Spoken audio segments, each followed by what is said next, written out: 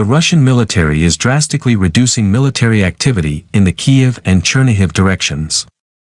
The Ministry of Defense of the Russian Federation decided to radically reduce military activity in the Kiev and Chernihiv.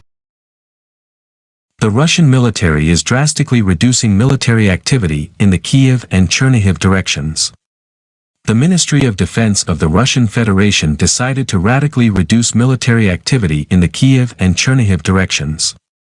According to the official statement of the Ministry of Defense of the Russian Federation, it was decided to radically reduce military activity in the Kiev and Chernihiv directions.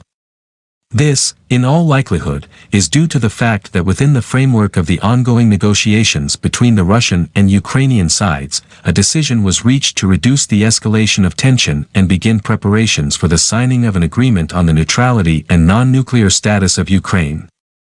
Due to the fact that negotiations on the preparation of an agreement on the neutrality and non-nuclear status of Ukraine, as well as on the provision of security guarantees to Ukraine, are moving into practice, taking into account the principles discussed during today's meeting by the Ministry of Defense of the Russian Federation in order to increase mutual trust and create necessary conditions for further negotiations and achievement of the ultimate goal of agreeing and signing the above agreement. A decision was made to radically, at times, reduce military activity in the Kiev and Chernihiv direction, said the Deputy Minister of Defense of the Russian Federation, Colonel General Alexander Fomin.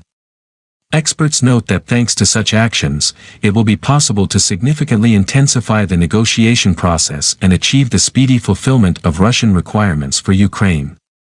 In turn, experts note that there is a very serious risk that during this time the armed forces of Ukraine can significantly strengthen these areas, which will create additional difficulties in the event of a breakdown in de-escalation agreements.